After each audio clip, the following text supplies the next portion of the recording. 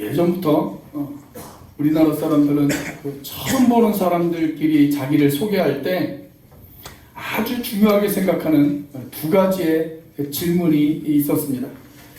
하나는 나이입니다. 나이.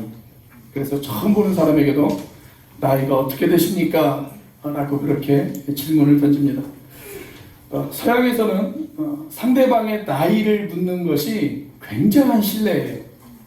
그런데 우리나라 사람들은 일단 만나자마자 서열 정리부터 해야 그 다음 일이 진행이 되어지거든요. 그래서 우리나라 사람들은 나이를 묻습니다. 심지어는 모르는 사람끼리 서로 멱살 잡고 싸우다가도 너 나이 몇 살이야? 그렇게 묻잖아요. 근데 제가 어릴 때만 하더라도 이 나이에 대한 유계 질서가 좀 있었어요. 그래서 나이가 어린 사람들은 좀 나이가 많은 사람들을 존중하고 배려해주는 그런 문화가 있었습니다. 그런데 요즘은 너 몇 살이야? 그렇게 질문을 던지면 그래 당신은 나이 많아서 좋겠다 이렇게 대답을 한단 말이죠. 그래서 나이에 대한 영향이 많이 줄어들었습니다. 우리가 중요하게 생각하는 또 하나의 질문은 뭐냐면 나이 말고도 고향입니다. 고향이 어디십니까? 이런 질문을 우리가 많이 던지죠. 저도 가끔 교회 이렇게 새가족분들이 오셔서 교제를 나눌 때 보면 고향 이야기를 꺼낼 때가 종종 있습니다. 왜냐하면 그 사람을 이해하는데 그게 좀 도움이 되어지기 때문에 그렇습니다. 우리나라 사람들은 특별히 고향을 아주 중요하게 생각을 하죠. 그래서 우리가 부르는 대중가요를 보면 가장 많이 등장하는 주제가 뭐냐면 사랑과 이별에 관련된 내용입니다. 그리고 그 다음에 많이 나오는 주제, 그게 고향과 집에 관련된 내용이죠. 그래서 우리가 부르는 대중가요들 제목만 봐도 고향에 관련된 노래가 얼마나 많은지 모릅니다. 고향역, 고향이 남쪽이랬지, 타양살이, 뭐 이런 노래도 있고요. 이미자 선생님이 아주 간드러지게 불렀던 꿈에 본 내 고향, 그런 노래도 있습니다. 우리 같이 한번 불러볼까요? 고향이 그리워도 못 가는 신세, 뭐 그런 노래 있잖아요. 그죠? 안 부르시는 게 낫겠어요. 그렇습니까? 죄송합니다. 아무튼 그런 노래들도 있습니다. 고향에 관련된 아주 많은 노래들이 있습니다. 그런데 성경에도 보면 고향에 관련된 이야기가 참 많이 등장하죠. 참 많이 등장해요. 하지만 성경에서 이야기하는 궁극적인 고향, 우리가 돌아가야 될 궁극적인 우리의 집, 진정한 우리의 집, 그곳은 하나님의 품이다 라고 그렇게 이야기하고 있습니다. 오늘 본문을 보면 집을 잃어버린 한 사람, 그 사람의 이야기가 등장합니다. 이 사람은 집을 잃어버리고 나서 여기저기를 헤매다가 병이 들었습니다. 그리고 예수님을 만나 다시 집으로 돌아가는 그 이야기가 오늘 본문에 소개되어져 있습니다. 그렇다면 우리가 가야 될 진정한 고향, 궁극적인 우리의 집, 그 집으로 우리는 어떻게 돌아갈 수가 있을까요? 첫째, 집을 떠났을 때 찾아오는 비참한 상태를 깨달아야 합니다. 우리가 집을 떠났을 때 우리에게 찾아오는 비참한 상태, 그 상태에 대한 깨달음이 있어야 한다라고 하는 것입니다. 우리는 지난주에 예수님께서 제자들과 함께 갈릴리 바다를 건너시는 그 장면을 살펴보았습니다. 그날 갈릴리 바다를 건널 때 큰 광풍이 있었습니다. 그런데 예수님께서 그 광풍을 잠잠하게 하시면서 무사히 그 바다를 건너 건너편 항구에 도착을 하게 되었습니다. 자, 그런데 그 항구에서부터 다시 동남쪽으로 55km 떨어져 있는 데가볼리 지역의 아주 작은 마을인 거라사라고 하는 지방으로 예수님께서 이동을 하십니다. 이 거라사라고 하는 지역은 거의 이방 문화에 젖어든, 그래서 거의 이방 사람들이라고 할 수 있는 그런 사람들이 살고 있는 그런 마을이었습니다.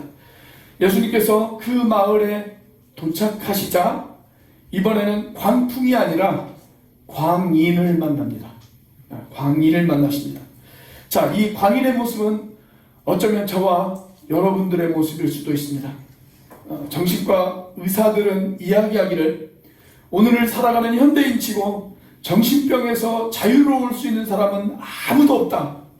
그렇게 이야기하고 있습니다. 저희 교단의 어떤 목사님이 정신병원에 가셔서 설교를 하신 적이 있으시대요.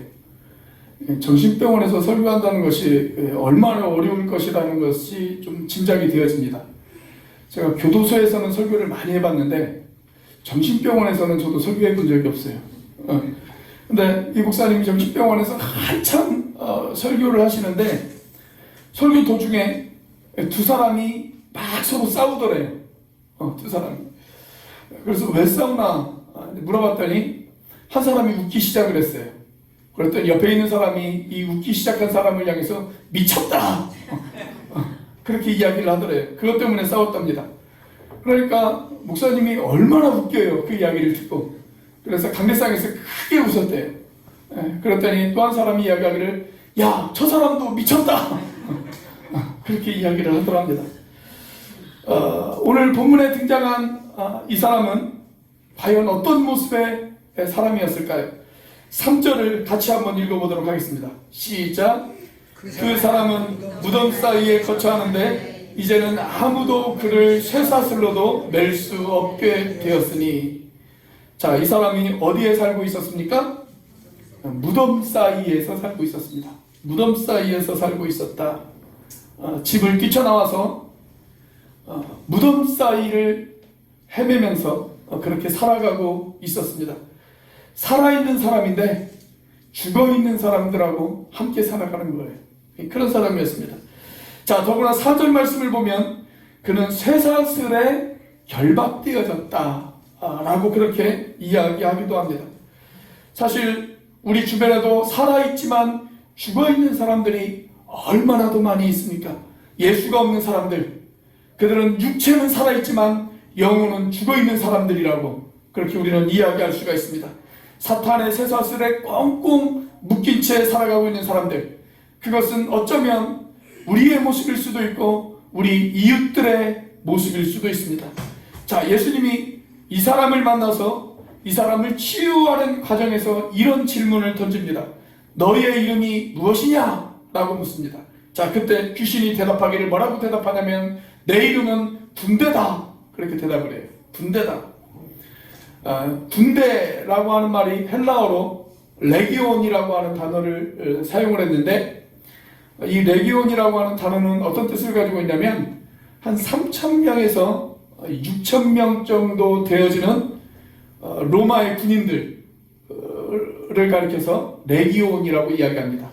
그러니까 우리로 따지자면 사단급 규모의 병력을 말합니다. 일개 사단급 규모의 병력, 그것이 바로 군대라고 하는 말입니다. 레기온이라고 하는 말이에요. 그래서 어떤 사람에게는 이 광인에게 6천의 귀신이 들어갔다라고 이야기하는 학자들도 있고, 또 어떤 학자는 6천이 아니라 2천의 귀신이 들어갔다라고 이야기하는 학자들도 있습니다. 왜냐하면 이 귀신들이 나중에 돼지떼로 들어가잖아요. 그때 돼지떼 가운데 죽은 돼지들이 몇 마리냐면 2,000마리의 돼지들이 죽습니다. 그래서 2천의 귀신이다 그렇게 이야기하는 학자들도 있습니다. 그런데 6천이냐 2천이냐 이게 중요한 것이 아니라 그만큼 이 사람의 상태가 매우 심각한 상태였다 라고 하는 것입니다. 그 많은 악령들의 지배를 받으면서 갈기갈기 찢겨져 나간 이 사람의 영혼을 한번 생각해 보십시오. 얼마나 힘들고 얼마나 고달프고 얼마나 괴로웠겠습니까? 자, 성경은 이 사람의 상태에 대해서 계속적으로 설명을 하고 있는데 이렇게 이야기를 합니다. 5절입니다. 같이 한번 읽어보겠습니다. 시작. 밤낮 무덤 사이에서나 산에서나 늘 소리 지르며 돌로 자기의 몸을 해치고 있었더라.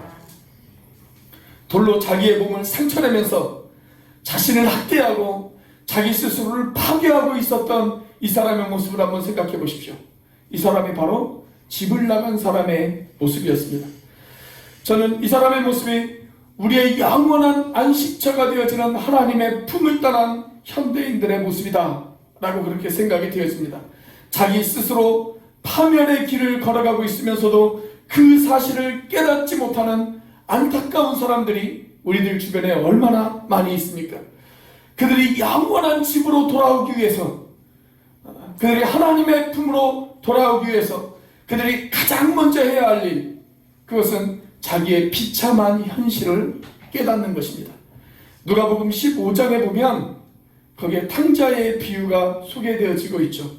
이 탕자가 아버지가 계신 집으로 돌아가기 위해서 이 탕자가 했던 가장 중요한 최초의 일 가운데 하나는 뭐였냐면 자기의 비참한 사실을 깨닫는 것이었습니다. 그래서 성경은 이르기를 그 탕자가 스스로 돌이켰다 그렇게 이야기합니다. 자기 자신을 후회했습니다. 자기의 비참한 모습을 보면서 내가 얼마나 가련하고 얼마나 불쌍한 인간인지를 깨달았다라고 하는 것입니다. 그리고 그것을 깨달았을 뿐만 아니라 그는 일어나 아버지 집으로 돌아갔습니다. 그것이 뭐예요? 두 글자로 회개라고 이야기합니다. 회개. 스스로를 깨우쳤고 깨우쳤을 뿐만이 아니라 일어나 아버지의 집으로 돌아간 것, 그것을 가리켜서 우리가 회개라고 그렇게 이야기를 하죠. 사랑하는 여러분, 하나님의 품을 떠난 인생, 그 인생은 결국 비참한 최후를 맞이할 수밖에 없습니다. 여러분, 우리 주변에 하나님의 품을 떠난 사람들, 그래서 살아있지만 죽어있는 영혼들, 그 영혼들이 회개하고 하나님의 품 안으로 돌아올 수 있게 되어지기를 축원합니다. 어쩌면 그 영혼들이 우리의 가족들일 수 있습니다. 어쩌면 그 영혼들이 우리의 자녀들일 수 있고 우리의 부모일 수 있고 우리의 형제일 수 있습니다.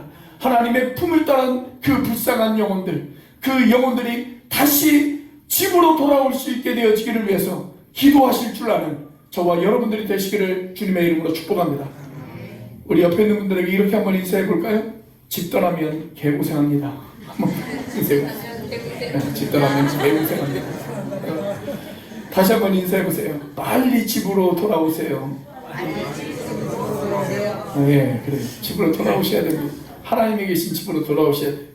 자, 우리는 어떻게 집으로 돌아갈 수 있을까요? 두 번째로, 예수님이 우리의 집을 찾아줄 수 있다는 믿음을 가져야 합니다.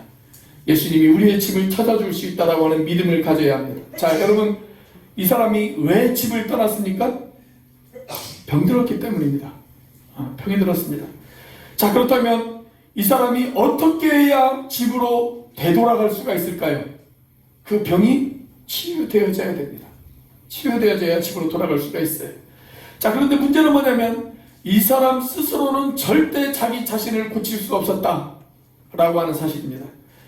이 사람에게 문제가 생겼을 때 아마 가족들도 많은 노력을 했을 것입니다. 용하다고 하는 의사도 찾아갔을 것이고 또 자기들이 믿는 신에게 찾아가서 간절히 기도도 했을 것입니다. 그런데 아무런 차도가 없었습니다. 오히려 상태는 더 악화되어지기 시작을 했습니다. 급기야 집안 식구 누구도 이 사람을 감당할 수가 없었습니다. 그리고 이 사람은 집을 뛰쳐나갔습니다. 자, 이런 불가능한 상황 속에서 이제 예수님이 등장하십니다. 어쩌면 예수님은 이날 그 광풍을 뚫고 이 거라사 지방에 찾아오신 것, 그것은 이 광인을 만나기 위해서 예수님께서 찾아오셨는지도 모르겠습니다. 자, 그날 예수님이 이 사람을 만나게 되어진 것, 그것은 이 사람에게 있어서 정말 절체절명의 기회였습니다. 자, 그런데 이 사람이 아무리 예수님을 만났다고는 하지만 이 사람의 문제가 해결되어지려면 두 가지의 조건이 충족되어져야 됩니다. 자, 첫 번째는 뭐냐면 예수님께서 이 사람의 문제를 해결할 수 있는 능력이 있어야 한다라고 하는 것입니다. 여러분, 아무리 예수님을 만났지만 그 예수님에게 이 사람의 문제를 해결할 수 있는 능력이 없다. 그러면 만나봐야 아무 소용이 없습니다.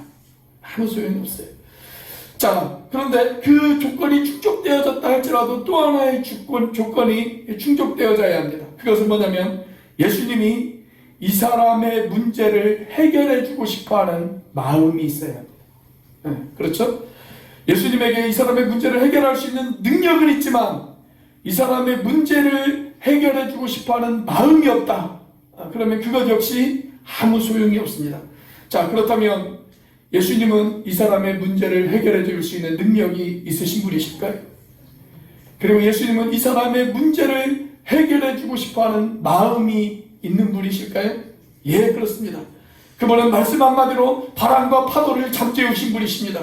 그분은 눈에 보이는 자연세계를 창조하시고 그 모든 세계를 섭리하고 계실 뿐만이 아니라 그분은 눈에 보이지 않는 영적 세계도 창조하시고 그 모든 것을 다스리고 지배하고 계시는 분, 그분이 바로 우리 주님이십니다. 6절과 7절 말씀을 한번 주목해 보십시오. 이 귀신 들린 사람이 멀리 떨어져 있음에도 불구하고 그가 예수님에게 달려와 이렇게 이야기를 합니다. 지극히 높으신 하나님의 아들이여, 당신과 내가 무슨 상관이 있나이까? 이렇게 이야기하잖아요. 여러분, 귀신의 이 고백은 아주 정확합니다. 귀신은 지금 정확한 신앙 고백을 하고 있습니다. 지극히 높으신 하나님의 아들 예수여. 여러분, 예수님이 어떤 분인지 귀신은 귀신같이 알고 있어요. 귀신같이 알고 있습니다. 예수님 앞에 벌벌 떨고 있는 이 약한 영들의 모습을 보십시오. 우리 예수님에게는 이 사람의 문제를 해결할 수 있는 능력이 충분하신 분이셨습니다. 자, 그런데 능력만 있으셨던 것이 아니고 예수님께서는 이 사람의 문제를 해결해 주고 싶어하는 마음도 있으셨습니다. 자, 가족도 이 사람을 위해서 아무것도 해줄 수가 없었습니다. 친구와 이웃도 이 사람을 외면했습니다. 심지어는 이 사람 스스로도 자기 자신을 포기했습니다. 그는 철저하게 세상으로부터 버림받은 그런 사람이었습니다. 그러나 예수님은 이 사람을 버리지 않으셨습니다. 예수님은 이 사람에게 찾아오셨습니다. 지난밤 그 광풍을 뚫고 갈릴리 바다를 건너서 거라사 지방 이방인들이 사는 마을, 유대인들이 더러운 마을이라고 외면하는 그 마을로 예수님이 찾아오신 것, 바로 이 사람을 만나주시기 위해서였습니다. 복음서에 보면 예수님에 대한 서로 다른 두 가지의 호칭이 등장을 합니다. 하나는 오늘 본문에도 등장하죠. 하나님의 아들이라고 하는 호칭이고, 또 다른 호칭은 사람의 아들, 즉 인자라고 하는 호칭입니다. 여러분, 하나님의 아들이신 그분이 왜 사람의 아들이 되어져서 이 땅으로 오셨을까요? 예수님께서 친히 그 이유를 설명하셨는데 예수님이 이런 말씀을 하셨습니다. 인자가 온 것은 잃어버린 자를 찾아 구원하게 하려 함이라. 예수님이 이런 말씀을 하셨어요. 여러분, 오늘 예수님이 이 사람을 만나신 것, 그가 잃어버린 한 사람이었기 때문에 그렇습니다. 오늘 예수님이 이 사람을 만난 것, 그가 구원받아야 될 한 사람이었기 때문에 그렇습니다. 그렇습니다. 여러분, 지금도 예수님께서는 잃어버린 한 사람, 구원받아야 될 한 사람, 그 사람을 찾고 계시는 분이심을 믿으시기를 바랍니다. 이제 이 사람이 예수님을 만나고 난 이후에 이 사람이 어떻게 변화가 되어졌을까요? 자, 15절 말씀입니다. 같이 한번 읽어보겠습니다. 시작.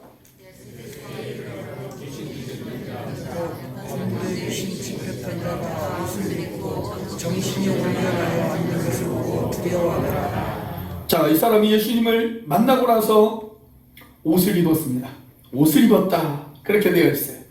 정상적인 사람으로 되돌아온 것입니다. 예수님이 그를 만나주시자 그 속에 있는 모든 더러운 영들이 떠나가기 시작을 했습니다. 더 이상 그는 부끄러운 존재가 아니라 온전한 존재, 깨끗한 존재가 되어진 것입니다. 그리고 정신이 온전해졌습니다. 건강을 회복한 것입니다. 뿐만 아니라 앉아 있었다라고 그렇게 이야기를 합니다. 더러운 영에 사로잡혀서 가만히 앉아 있지 못하고 계속 떠돌아다니며 헤매였던 이 사람이 이제는 얌전해졌습니다. 마음의 평안을 찾았습니다. 같은 사건을 다룬 다른 복음서에 보면 예수님의 발 앞에 앉아 있었다, 그렇게 기록이 되어져 있습니다. 사랑하는 여러분, 오늘 우리의 문제를 해결하실 수 있는 분 누구입니까? 오늘 우리의 문제 앞에 가슴 아파하시는 분 누구입니까? 내 마음에 요동치는 이 걱정과 근심, 내 마음을 불안하게 하고 나를 근심하게 하고 나를 두렵게 하는 그 문제들, 여러분 누가 알아주고 누가 그 문제를 해결해 줄 수가 있단 말입니까? 사람들은 나의 문제를 알아주지 못할 수도 있습니다. 사람들은 내 문제에 관심을 갖지 못할 수도 있습니다. 부모와 형제도 나의 눈에 고인 이 눈물을 닦아주지 못할 수도 있습니다. 그러나 여러분, 예수님은 우리의 문제를 해결해 주실 수 있는 분이십니다. 그분은 나의 아픔에 공감하시는 분이십니다. 나의 눈에 고인 눈물을 닦아주실 수 있는 분, 내 문제를 해결해 주실 수 있는 분, 그분이 바로 우리 주님이십니다. 그 주님이 우리를 향해 손 내미시는 그 손길을 외면하지 않는 저와 여러분들이 되시기를 주님의 이름으로 축복합니다. 자, 우리는 어떻게 우리의 집으로 돌아갈 수가 있을까요? 마지막 세 번째로 예수님을 우리 집의 주인으로 모셔야 합니다. 예수님을 우리 집의 주인으로 모셔야 합니다. 흥미롭게 이 사람이 예수님을 만나서 자신의 문제를 해결함을 받았어요. 귀신이 떠나갔어요. 온전하게 되었어요. 깨끗한 정신의 사람이 되어졌습니다. 자, 그 이후에 이제 예수님께서 배를 타고 다시 떠나세요. 그런데 이 사람이 배를 타고 떠나시는 예수님에게 부탁을 합니다. 선생님, 제가 선생님을 따라가고 싶습니다. 제 선생님을 따라 제자로서의 삶을 살아가고 싶습니다. 이렇게 부탁을 합니다. 자, 그런데 그때 예수님께서 어떤 반응을 보이십니까? 자, 18절과 19절 말씀 같이 한번 읽어보겠습니다. 시작. 예수께서 배에 오르실 때에 귀신 들렸던 사람이 함께 있기를 간구하였으나 허락하지 아니하시고 그에게 이르시되 집으로 돌아가 주께서 내게 어떻게 큰 일을 행하사 너를 불쌍히 여기신 것을 내 가족에게 알리라 하시니. 자, 이 사람이 예수님을 따라가겠다 라고 이야기했을 때 예수님께서는 이것을 허락하지 않으셨습니다. 왜 허락하지 않으셨을까요? 사실 주님은 주님을 따라오는 것 그 자체를 허락하지 않으신 것이 아니에요. 예수님을 따라가는 것, 그건 귀한 일이죠. 그건 중요한 일입니다. 마땅히 예수님으로부터 은혜를 받았다면, 마땅히 그분의 구원하심을 우리가 경험했다면 우리는 그분을 따라가는 제자의 삶을 살아야 합니다. 그런데 예수님을 따라가는 것, 그것보다 먼저 해야 할 일이 하나 있다는 거예요. 먼저 해야 할 일. 그게 뭘까요? 먼저 집으로 돌아가는 것입니다. 먼저 집으로 돌아가는 것. 집에는 가족들이 있을 것입니다. 이 사람이 결혼을 했는지 안 했는지는 잘 모르겠지만 결혼을 했다면 집에 그의 아내가 기다릴 수도 있고 그의 자녀들이 그를 기다리고 있을 수도 있습니다. 그의 부모님이 집에서 그를 기다리고 계실지도 모르겠습니다. 그들에게 돌아가라 라고 하는 것입니다. 그들에게 돌아가서 가족들에게 해야 할 이야기가 있다라고 하는 것입니다. 네가 나를 만나 자유하게 되어졌느냐? 네가 나를 만나 평화를 찾았느냐? 네가 나를 만나 구원함을 얻었느냐? 그렇다면 사랑하는 너의 가족들에게 돌아가라. 그 가족들에게 돌아가서 네가 자유함을 얻었다는 소식을, 네가 건강을 되찾았다는 소식을, 네가 구원함을 얻었다라고 하는 소식을 전하는 것이 마땅하지 아니하냐? 먼저 집으로 돌아가라. 가서 주께서 너에게 어떻게 큰 일을 행하셨는지, 주께서 너를 얼마나 불쌍하게 여기셨는지 그들에게 이야기해라. 그 이야기입니다. 물론 내가 아무리 전해도 내 가족 중에 안 믿는 사람이 있을 수 있습니다. 또 안 믿는 사람이 있다고 해서 내가 하나님 앞에 쓰임받지 못하는 것은 아닙니다. 내 가족 중에 안 믿는 사람이 있어도 얼마든지 하나님 앞에 쓰임받을 수 있어요. 그러나 내 가족 중에 안 믿는 사람이 있으면 내 사역이 위축되어질 수밖에 없습니다. 위축되어질 수밖에 없어요. 내 가족이 아직 완전히 복음화되어지지 못했는데, 내가 사랑하는 내 가족들이 내가 만난 예수님을 아직도 알지 못하는데 내가 어떻게 담대히 외칠 수가 있겠습니까? 저에게는 이 말씀이 너무 가슴 아프게 다가옵니다. 왜냐하면 저 역시 아직 저의 가족들이 완전히 복음화되어지지 못했기 때문에 그렇습니다. 내 사랑하는 형제들이 아직도 예수 그리스도를 온전히 알지 못하는 그런 가족들이 있기 때문에 그렇습니다.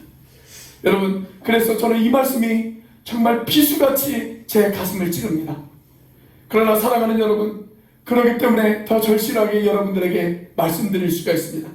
주님이 나에게 평화를 주셨다면, 주님이 나에게 진정한 안식을 주셨다면, 주님이 나에게 구원함을 맛보게 하셨다면 그 간증이 가장 먼저 선포되어지고 가장 먼저 전해져야 곳, 그곳은 우리의 가족입니다. 우리의 남편이 이 복음을 들어야 합니다.